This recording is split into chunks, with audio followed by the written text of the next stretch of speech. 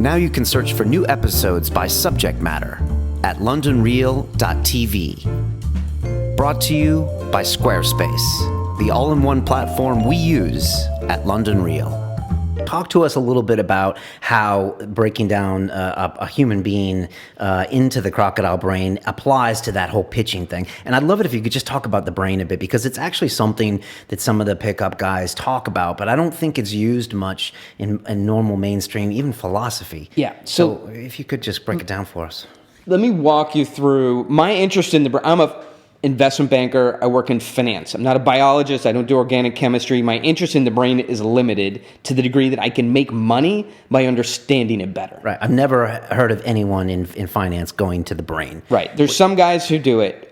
So I was going in and giving a pitch, and it was working on some days and not working on other days. Same me, same pitch, failure, success. And it was very high degree of people love it. They love me. We love the project. We're in. Take our money. And other people, we hate you. We hate the pitch. Get out. Never come back.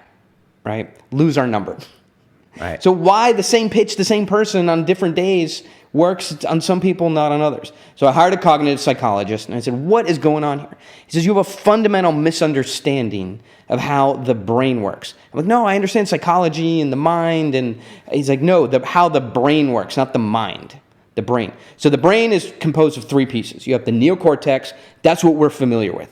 That is the smart, linguistic, problem-solving, mathematical. When you are trying to think, should I make a coffee? Should I go out for coffee? Should I call this phone number? Should I pitch this deal? Should I do this job? Should I stay at home today? Should I go vacation? That's all the neocortex. Is that all in the thinking? Is that frontal? That's a frontal lobe or whatever. Yeah, that's the majority of the brain, but it's very, very high energy consumption. It's the last part of the brain to get information. Okay. Below that is the midbrain, and the midbrain processes social situations, and below that is the crocodile brain.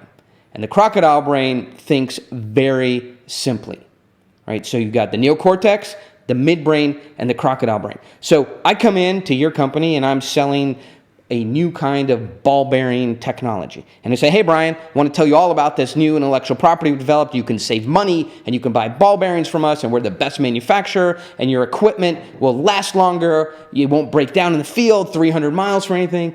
And this information, I think, is going from my neocortex to yours. Right. Like fax machines. Transferring information. Right. You know, class 3 protocol, fax machines talking to each other. That's not how it works. The information comes out of my mouth, my brain, and it goes up through your crocodile brain. And your crocodile brain is much more simple. It thinks, here's a person confronting me. Should I eat it? Should I kill it? Should I mate with it? First, right? Yeah, right. One of those three decisions. And we've all felt that. Right. We meet somebody and we go, or run. Is that one of them too? Right. No? Okay. Well, it's kill. Okay, it's kill. Okay. Right. Kill or run. Kill, run. Eat or mate. Should I eat it? Should I mate with it? Should I kill it? You used to say fuck it, but yeah, okay, all right. That's right. So, beyond that, the crocodile brain then filters dramatically your messaging, because it doesn't want to give information to the neocortex that it can solve on a survival basis. Right. There's way too much information swirling around us to pass up to the neocortex. Right. We would just completely... You couldn't process all that stuff. It. Right. In fact, and this is the fun brain stuff, the stuff around you, you don't even are not processing. So the picture on the wall, the cameras, the lights, the floor, you don't even notice that. It comes out of your memory. Right. Because your brain would not be able to process all. So the crocodile brain wants things fast. It wants things summarized. It wants things high contrast, very binary, safe, not safe, right. Good, evil, fun, not fun, hot, not hot, cold, hot, high contrast, right. Fast information, visual in a narrative format. If you don't give the information to the other person, fast, visual, narrative format, high contrast, right? Then what the crocodile brain does, it just filters out and ignores. The other thing, if it's not novel.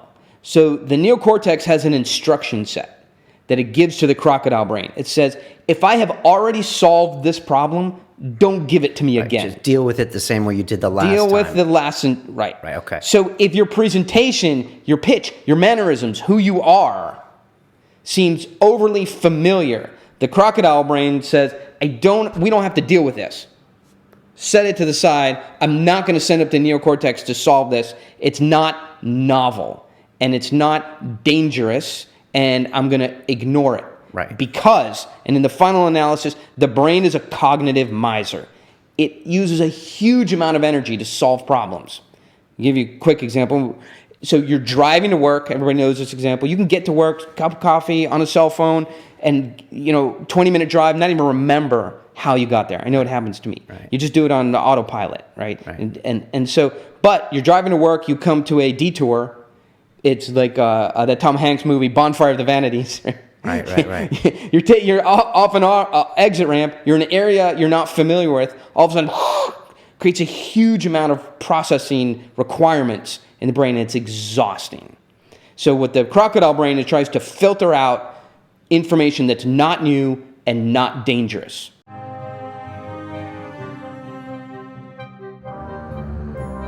We take real pride in our websites and who we work with on the show, and those are the guys at Squarespace. They've been running our website londonreal.tv and our siliconreal.com for over a year now, and they are an all-in-one platform to make it fast and easy to build your own professional website or portfolio.